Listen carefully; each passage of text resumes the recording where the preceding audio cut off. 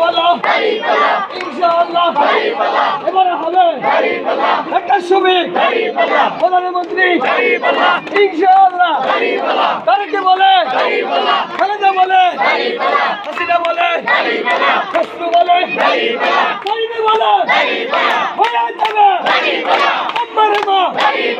ইনশাআল্লাহ 12 তারিখ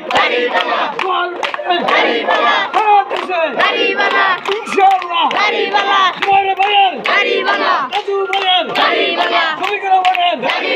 সাইদি সাহেবের খসরু ভাইয়ের আরো দূরে হচ্ছে তালে তালে